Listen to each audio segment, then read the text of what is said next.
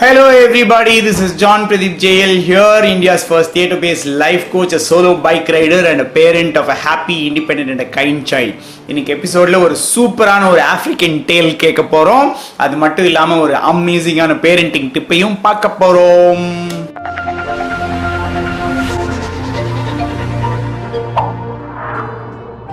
Okay, மொதல் செக்மெண்ட்ல நான் நேத்து கேட்ட கேள்விகளுக்கு நம்ம குட்டி சொன்ன பதில நம்ம கேட்க போறோம். ஓகே, நேத்து என்ன கேள்வி கேட்டிருந்தேன்னா, இந்த வாரத்துல நீங்க வீட்டுல ஒரு பெரிய ஹெல்ப் எல்லாருக்கும் பண்ணணும்னா என்ன பண்ணுவீங்க அப்படின்னு சொல்லி கேட்டிருந்தேன். குட்டீஸ் எல்லாரும் இன்ட்ரெஸ்டிங்கான நிறைய பதில்களை சொல்லியிருக்காங்க. கொஞ்சம் பேரோட வாய்ஸ் நோட்ஸ் மட்டும் நான் எடுத்து இங்க போடுறேன், நீங்க கேளுங்க. ஓகே, தங்கச்சி பாப்பா எல்லா பில்டிங் பிளாக்ஸையும் இறச்சி போட்டுருவாங்க. அதெல்லாம் நான் க்ளீன் பண்ணி வீட்டையும் செம்ம அழகா ஸ்வைப் பண்ணி தரதான் என் வேலை. ரெண்டு அப்பா அம்மா என்கிட்ட ஹெல்ப் கேட்டாங்களா? அது உடனே செய்யறதுக்கு முன்னாடி ஒரு 2 minutes வெயிட் பண்ணிட்டு போய் செய்வேன். வந்து காலிக்கா பீல் பண்ணுவேன். I will fold the clothes for my mom. சூப்பர்ல. குட்டீஸ் வந்து if they have to have a feeling of empowerment, saying நான் வந்து இந்த மாதிரி எங்க வீட்ல ஒரு belonging இருக்கணும், எங்க வீட்ல நான் தான் எல்லாத்தையும் செய்யறேன் அப்படிங்கிற ஒரு belonging feeling இருக்கணும் அப்படின்னா வீட்ல இருக்கிற நிறைய வேலைகளை அவங்க கையில கொடுக்கலாம் இல்ல. அவங்க வந்து என்ன மாதிரி குட்டி குட்டி வேலைகள்லாம் செய்ய முடியுமோ அந்த மாதிரி வேலைகள்லாம் நீங்க கொடுத்தீங்கன்னா அதை செய்யும் போது அவங்களுக்கு மனசுக்கு ரொம்ப சந்தோஷமா இருக்கும். அவங்களுக்கு வந்து இந்த வீடு எனக்கு சொந்தமானது, நான் இந்த வீட்ல இருக்கிறேன் அப்படிங்கிற ஒரு ஃபீலிங்கும் இருக்கும்ல. அதனால பேரண்ட்ஸ் குட்டி குட்டி வேலைகளை கொடுங்க. அவங்க வந்து காய்கறி அறுத்து தரேன் அப்படின்னு சொல்லுவாங்க, போ போ கையை வெட்டிக்குவ அப்படின்னு சொல்லாதீங்க. என்னால அறுக்க முடியாது, கழுவித்தா அப்படின்னு சொல்லுங்க. அவங்க நல்லா வாஷ் பேசின்ல போட்டு நல்லா உழப்பி தருவாங்க உங்களுக்கு.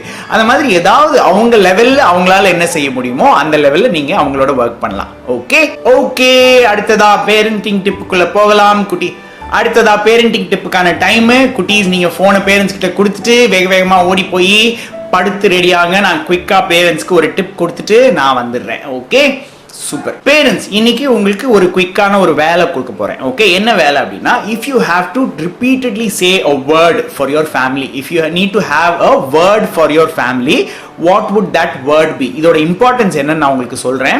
ஒரு சில நேரத்தில் நம்ம குட்டீஸோட மைண்ட்ல நல்ல விஷயங்களை நம்ம போட்டு வைக்கிறதுக்காக அவங்களுக்கு நிறைய வேர்ட்ஸ் போடணும் அப்படின்னு நான் சொல்லியிருக்கேன்ல. அந்த மாதிரி ஃபேமிலிக்குன்னு ஒரு வேர்டு இருக்கணும். இந்த வருஷத்துல எங்க ஃபேமிலியில இந்த வேர்டை நாங்க ஃபாலோ பண்றோம், இந்த வேர்டு ரிலேட்டடாவே நிறைய விஷயங்களை செய்யறோம் அப்படின்னு சொல்லி ஒரு வேர்டு இருக்கணும். என்னோட ஃபேமிலியில இந்த வருஷத்துக்கான வேர்டு வந்து happiness, finding happiness in what ever you to. And இந்த வருஷத்துல நடந்த எல்லா விஷயங்களும் பார்த்துட்டு நான் திரும்பி பார்க்கும்போது இந்த வேர்ட் ஹாப்பினஸ் வந்து ஒரு பெரிய ரோலை ப்ளே பண்ணியிருக்குது. ஏன்னா we are finding ourselves being happy amongst everything that is happening around us.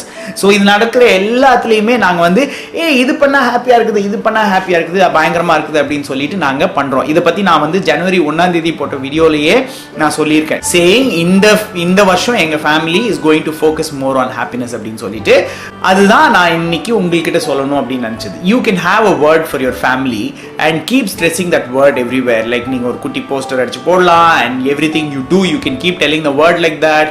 அந்த மாதிரி it can be responsibility, it can be being productive, என்ன வேணாலும் இருக்கலாம். உங்களோட சைல்டோட ஏஜை பொறுத்த மாதிரியும் உங்க ஃபேமிலியில என்ன குறையுது அப்படிங்கிறதையும் நீங்க பாத்தீங்கன்னாலே உங்களுக்கு தெரியும். You can choose a word and agree upon that word and say, இந்த வருஷம் நம்ம பண்ற எல்லா விஷயங்களுமே அந்த வேர்டை பேஸ் பண்ணி தான் இருக்கும் அப்படின்னு சொல்லி நீங்க முடிவு பண்ணிக்கலாம். அதுதான் இன்னைக்கான பேரண்டிங் டிப்பு.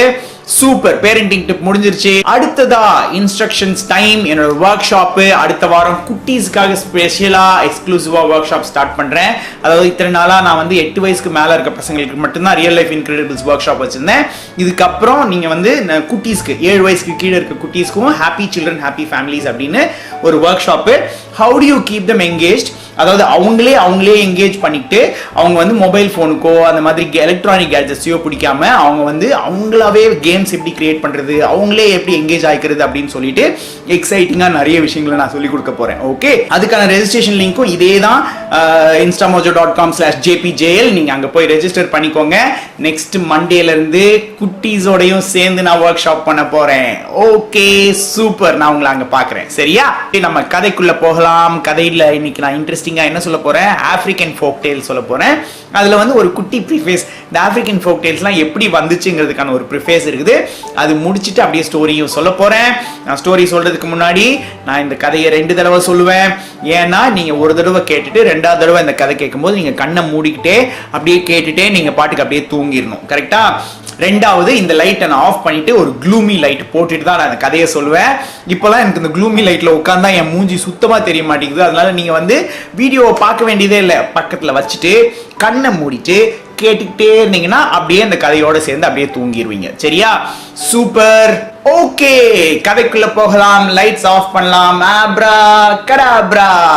ஏ, லைட் ஆஃப் ஆயிருச்சு. சூப்பர், கதைக்குள்ள போகலாம். நான் இன்னைக்கு வந்து உங்களுக்கு ஒரு சூப்பரான ஆப்பிரிக்கன் ஃபோக் டேல் சொல்ல போறேன். ஓகே, ஆப்பிரிக்கன் ஃபோக் டேல் வந்து நம்ம ஒரு இந்தியன் ஃபோக் டேல்ஸ் இருக்கும்ல, அதே மாதிரி ஆப்பிரிக்கால இருக்கிற மக்கள் அவங்க கிரியேட் பண்ண ஃபோக் டேல்ஸ். ஓகே, ஸோ இந்த ஆப்பிரிக்கன் ஃபோக் டேல்ஸே எப்படி வந்துச்சு அப்படின்னு சொல்றதுக்கு ஒரு டேல் இருக்குது. அது என்ன தெரியுமா?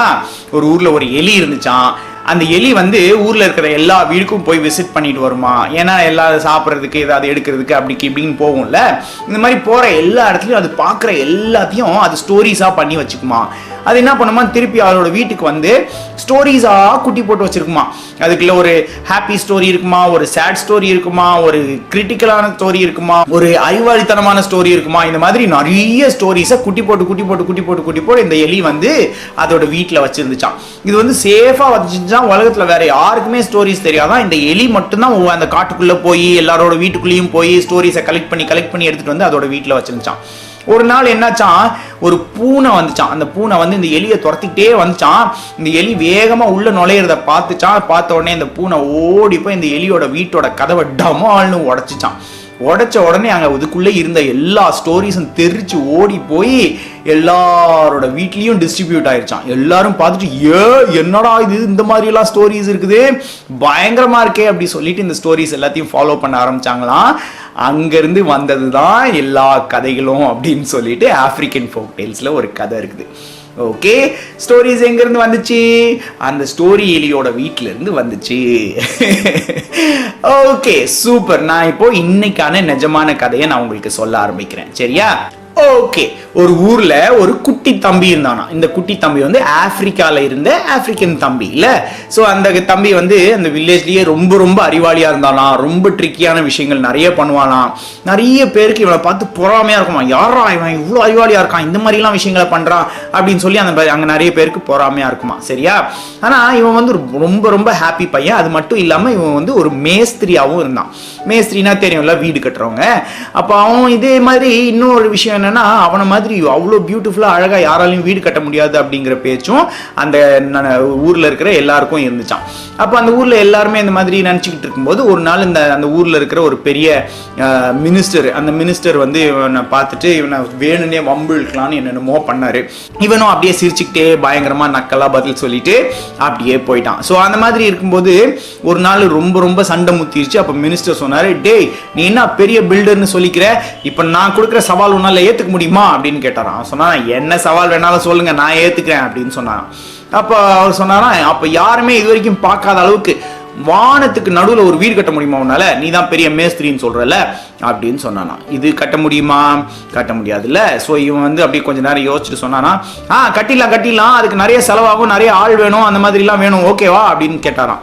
அப்ப அவர் சொன்னாராம், உனக்கு எத்தனை பேர் வேலைக்கு வேணும்னு சொல்லு, நான் தரேன், என்னோட ஆளுங்க இருக்காங்க, என்னோட மேஸ்திரிங்க இருக்காங்க, நீ எனக்கு அந்த வானத்துக்கு நடுவில் வீடு கட்டுறதுக்கான பிளானை மட்டும் போட்டு எப்படி கட்டணும்னு மட்டும் சொல்லிடு, நான் கட்டிடுறேன் அப்படின்னு சொன்னாராம். உடனே இவன் என்ன பண்ணானா, சரி ஓகே நான் நாளைக்கு சொல்றேன் அப்படின்னு சொல்லிட்டு நேரா போய் ஒரு பெரிய கைட் வாங்கினானா. சரியா? கைட் வாங்கி அந்த கைட்டுக்கு லென்த்தியா ஒரு நூல் வாங்கினானா. ரொம்ப நீளமா ஒரு நூல் வாங்கினானா. எந்த அளவுக்கு நீளம்னா, அந்த கைட் வானத்துல இருக்கும்போது அது கைட்டு மாதிரியே தெரியக்கூடாது, அந்த கைட் வந்து ஏதோ ஒரு புள்ளி மாதிரி தெரியணும் அப்படின்னு சொல்லிட்டு அந்த மாதிரி ஒரு லென்த்தியா ஒரு நூல் வாங்கினானா. அது மட்டும் இல்லாம இந்த கைட் வந்து ரொம்ப ஸ்ட்ராங்கான கைட்டாகவும் இருந்துச்சு. ஏன்னா இவன் என்ன பண்ணானா, ஒரு பெல்லை எடுத்து அந்த கைட்ல கட்டி அந்த பெல்லோட சேர்த்து அந்த கைட்டையும் சேர்த்து பறக்க வச்சானாம். ஸோ என்ன பண்ணா, விடிய காலமாக போய் அந்த கைட்டை பறக்க விட்டான். அதோட ஒரு பெல்லையும் கட்டி விட்டுட்டான். அந்த பெல் நல்ல ஸ்ட்ராங்கான, நல்ல ஊருக்கே சத்தம் கேட்குற மாதிரியான நல்ல பெல்லு. ஸோ இவன் கட்டி மேலே அனுப்புனதுக்கப்புறம் அங்கே மேலே போய் இந்த கைட்டில் பறக்கும்போது டிங் டாங்னு ஆடும்ல. அப்போ அவன் சொன்னானா, ஓகே சூப்பர், நீ இப்போதைக்கு செட் ஆயிருச்சு அப்படின்னு சொல்லிட்டு இவனோட ஆள்கள் அனுப்பி அந்த மினிஸ்டர் உடனே வர சொல்லு அப்படின்னு சொல்லி, மினிஸ்டர் வர்றதுக்குள்ள இவனும் அந்த கைத்தை வந்து ஒரு மரத்துல கட்டிட்டு மினிஸ்டர் வர்றதுக்காக வெயிட் பண்ணிட்டு இருந்தான். மினிஸ்டர் வந்தப்போ கேட்டாராம், என்னாச்சு அப்படின்னு கேட்டாராம். அப்ப இவன் சொன்னானா, இந்த பாருங்க மேல இருந்து பெல் சத்தம் கேக்குதா அப்படின்னு கேட்டாராம். ஆமாமா கேக்குது அப்படின்னு. என்னோட மேஸ்திரிங்க, என்னோட சீஃப் மேஸ்திரிங்க மேல போயிருக்காங்க. அவங்க வந்து அவங்களோட முதுகுல பெல் கட்டியிருக்காங்க. அவங்க பாட்டுக்கு வேலை செஞ்சுக்கிட்டு இருக்காங்க. இப்ப நீங்க பண்ண வேண்டியதெல்லாம் ஒண்ணுதான், உங்க ஆளுங்களை அனுப்பிச்சு சிமெண்ட் கல் எல்லாத்தையும் மேல அனுப்பி விடணும் அப்படின்னு சொல்லிட்டாராம். மேல என்ன நடக்குதுன்னு பார்க்க முடியல ஃபர்ஸ்ட். ஆனா அங்க நடக்குதுன்னு இவன் சொல்றான், பெல் சத்தம் வேற கேக்குது. அப்ப யாரோ போயிருக்காங்க மேல, போயிட்டு என்னமோ வேலை செஞ்சுக்கிட்டு இருக்காங்க. இப்ப நம்ம ஆளுங்களை அனுப்பணுமே, எப்படிடா அனுப்புறது அப்படின்னு யோசிச்சான். அதுக்கப்புறம் என்ன பண்ணான், பக்கத்துல இருந்த ஒரு சும்மா சோல்ஜரை கூப்பிட்டு, டேய் ஒழுங்கா அவன் என்ன கேட்கறானோ அதெல்லாத்தையும் செய்டா அப்படின்னு சொல்லிட்டு மினிஸ்டர் ஓடிட்டாரு. அப்படி ஓடினதுக்கு அப்புறம் இவன் எப்படியா பண்ண முடியும், என்னையா பண்ண சொல்றீங்க அப்படி இப்படி என்னென்னவோ கேட்டுக்கிட்டே இருந்தானா. அதுக்கப்புறம் இவரே முடிவு பண்ணிட்டாராம், கரெக்ட் தான், நம்ம அங்க வரைக்கும் எல்லாத்தையும் அனுப்புறது கஷ்டம் தான் இல்ல அப்படின்னு சொல்லிட்டு, இங்க வாப்பா தம்பி அப்படின்னு சொல்லி, சரி அங்க எங்களால அனுப்ப முடியாது, நீ ஏதாவது பண்ண முடியுமா அப்படின்னு கேட்டாராம். ஐயா உங்களால முடியாதுன்னு உங்களுக்கு தெரியுதுல்ல, அப்ப என்னால முடியும்னு மட்டும் எப்படி எதிர்பார்த்தீங்க, இதோ பாருங்க நான் என்ன பண்ணேன்னு அப்படின்னு சொல்லிட்டு அந்த நூலை கட் பண்ணி காமிச்சானா. ஆட பாவி, மேல கைட்டு தான் வச்சிருந்தியா, ஆள் அனுப்பலையா? நீங்க உங்ககிட்ட நான் முடியாதுன்னு சொன்னா என்ன பண்ணுவீங்க, எனக்கு வந்து ஒழுங்கா கட்ட தெரியல அப்படின்னு சொல்லி உடனே நக்கல் அடிப்பீங்க, எல்லாருக்கிட்டையும் சொல்ல ஆரம்பிப்பீங்க.